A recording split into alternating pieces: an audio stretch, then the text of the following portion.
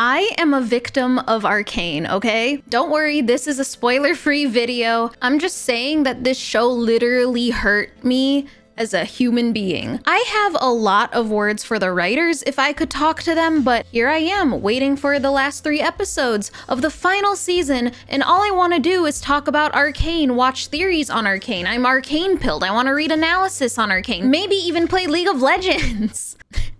No, I don't. No, I don't. You'll never catch me touching that game.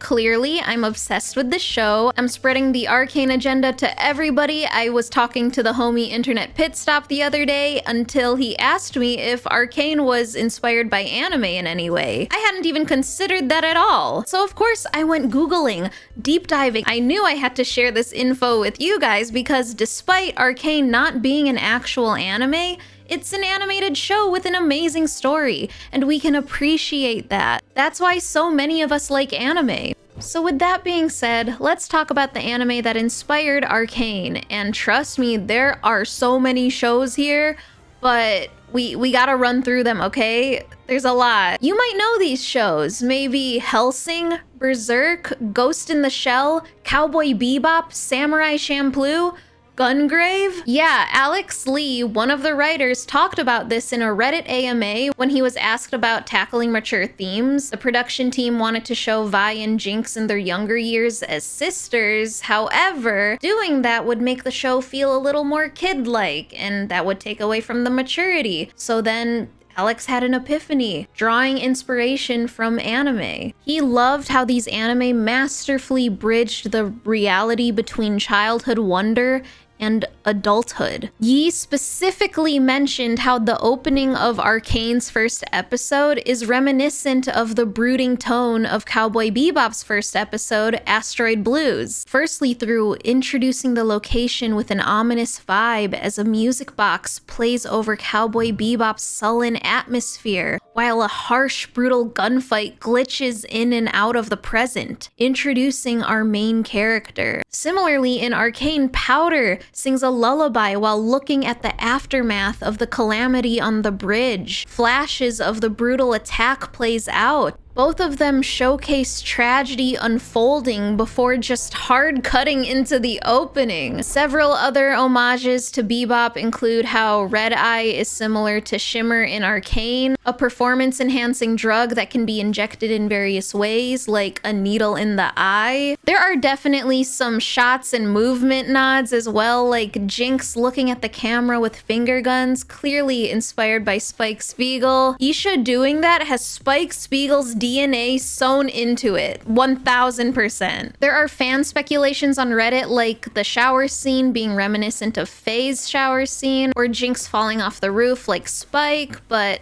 what's confirmed is in the writer's own words. The grittiness of Cowboy Bebop was an inspiration, Yi said, and the integration of music with the visuals, we quickly discovered that Fortiche can really accomplish a lot when you set them free with a little bit of music. In episode 7, the fight between Jinx and Echo was very different in the script, but adding dynasties and dystopia, it came together even better than imagined. Music was huge in Arcane, clearly. It was also huge in Cowboy Bebop and the other show that they mentioned, Samurai Champloo. It's a little bit harder to spot the references in the other anime mentioned. I don't doubt it was the world of Ghost in the Shell, definitely some characters, and the brutal, heartbreaking story of Berserk, where the world wasn't really being destroyed, but the main characters' worlds were being destroyed before their very own eyes by somebody who used to be one of their own. The brutalness is very Berserk. No one talked to me after I finished the final episode on Saturday. Or maybe check in on me, maybe I need that. But a show I had never heard about until researching this was Gungrave, which is pretty neat because it was also based off of a video game like Arcane with League of Legends. Gungrave follows Brandon and this transformation that he has from a loyal friend and enforcer to a vengeful undead assassin. It's a character that seeks revenge after all the destruction that's happened to what he holds dear to him. Where the ties and similarities to Arcane really lies is how it follows the relationship of two childhood friends, Brandon and his friend Harry, who are basically brothers living in a crime-ridden city struggling to survive. You would hear this and think, oh, Powder and Vi, but no, Vander and Silco. Harry seeks revenge against the corrupt empire and creates monstrous creatures called Orgmen to maintain control.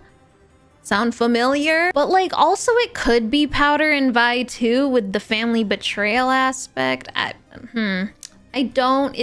Family and bonds, it's just a huge aspect in Gungrave too. So like, yeah, both, everything. In another interview with Crunchyroll, Pascal Charoux, the co-founder of Fortiche, the studio that made Arcane, was talking all about the anime influences. And he didn't hold back either. He knows his anime. He mentioned absolute legends like Satoshi Kon, the mastermind behind Perfect Blue, Paprika, Katsuhiro Otomo, who gave us the masterpiece that is Akira, also the highly underrated Memories Anthology. Watch that if you haven't. Pascal talked about how Urasawa gave his secondary characters as much depth as the main ones, and that's exactly what makes Arcane shine.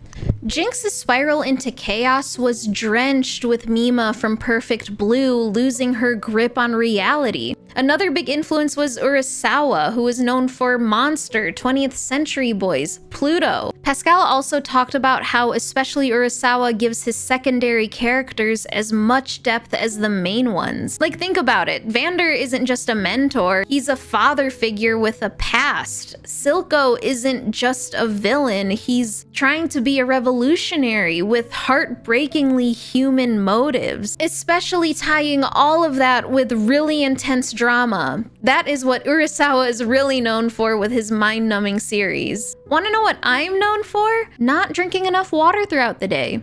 You should go drink water too. You should do that while I tell you about the sponsor of today's video, FlexiSpot. Guys, I don't know if it's a secret or anything, but I'm very much chronically online. I sit at home, I work from home, I'm always at my desk. So when FlexiSpot reached out to me and asked if they could send me their EG8 glass standing desk, I was so excited to build it and try it out for myself. Look at me, I'm built like a minion, like a 5th grader, so asking me to build a standing desk on my own was crazy, but then it actually was a lot easier than I thought it would be. The EG8 arrived at my doorstep in 2 boxes, one for the top half and the other one for the legs, and it really only had like 4 steps to it. Take it out of the box, take out the legs, screw them on, attach the feet, plug the desk in, and boom, the desk was done. I think that was more than 4. Building this desk literally took like 30 minutes, less than an hour, and now I'm just trying to figure out the height that I really want it to be, you know? I love this desk. It's such a game changer to my posture, and not only does the desk get me up on my feet, but it's also super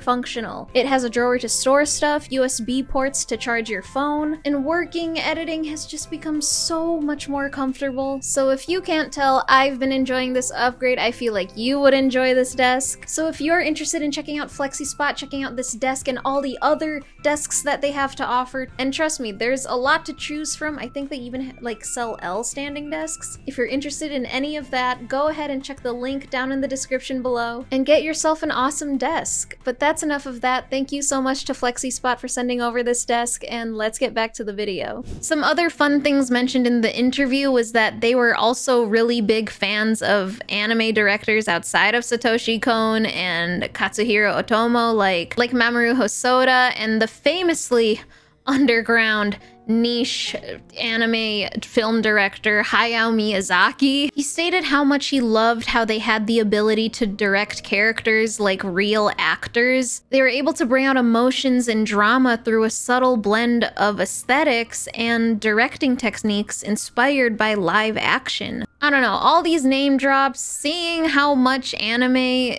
is influencing like big popular things today just make me so happy. It's a good time to be an anime fan. Now, getting the inspirations for the story and themes and tones out of the way, I found some more stuff about anime influencing the characters and the character arcs. And honestly, that was a lot harder than I thought because I couldn't really find them directly referencing anime, of course, as the story of Arcane and a lot of the characters is based off of the video game League of Legends. But something I did find was an interview in the creation of Jinx's character, which is obviously inspired by like the Joker, Harley Quinn with her mannerisms and design itself. But there is a small amount of her that had anime a little sprinkled in there. Gameplay designer August Browning discussed how after getting the design out, he wanted the character to have a little more oomph to it, and thought about anime and how a lot of anime have the aspect of small person, giant weapon. With his love of hectic, over-the-top fight scenes and shows like that, so he wanted to have that anime essence when taking fights with Jinx in the game. So all we have is small girl, big gun from anime. So while he didn't specifically mention certain shows, there are definitely characters that come to my brain that have similar designs and remind me of that motif. Small girl, big gun, Yoko Littner from Gurren Lagann. Black Rock Shooter, who yes, is basically emo Hatsune Miku, but also has the glowing blue eyes, kinda like Jinx with the shimmer aspect. Ryuko from Kill la Kill, showing some skin, big weapon. Ceres Victoria from Hellsing with her guns, and especially, come on, Revi from Black Lagoon. Yeah. Am I missing some? I probably am. Vi's story was apparently influenced by She-Ra and the Princesses of Power, and The Legend of Korra, the opposites attract kinda romance. Vi is from the Undercity, Caitlyn being from like upper class, and She-Ra, that's basically the same thing where one is a little bit more rebellious than the other. One of the writers, Amanda Overton, actually mentions how she loved how the women in She-Ra and Korra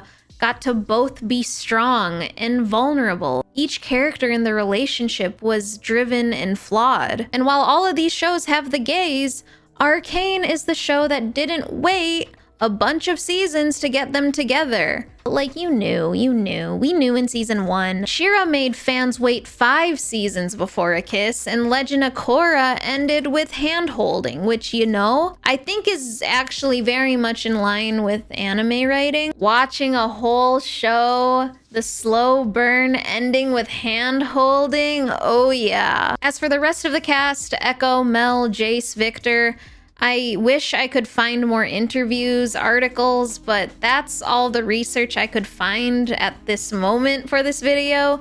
I'm sure there's plenty more. I hope there's more. I think it's really cool to see how anime is influencing other shows. If I missed anything, or if you know any others, let me know. I know this video isn't as profound or as detailed as other ones. My detailed videos are coming though. I am going to do another Arcane video. I want to dissect the relationships in Arcane, but I'm also working on the sexualization in Dandadan. I need a little more time with them. I need to put a little more love in them, but I wanted to have something out for you guys to keep that upload momentum going, and I get to yap about Arcane, so I hope you enjoyed this video. Please like, comment, subscribe, follow me on Twitter for updates, Instagram if you want me to be annoying. Let me know how you're doing right now with the 2nd season of Arcane going on. Don't spoil it though. Also, check out FlexiSpot too. Get yourself an awesome desk, and high key, just clicking the link in the description really helps the channel out. So please do that. Please. It's not like I care or anything.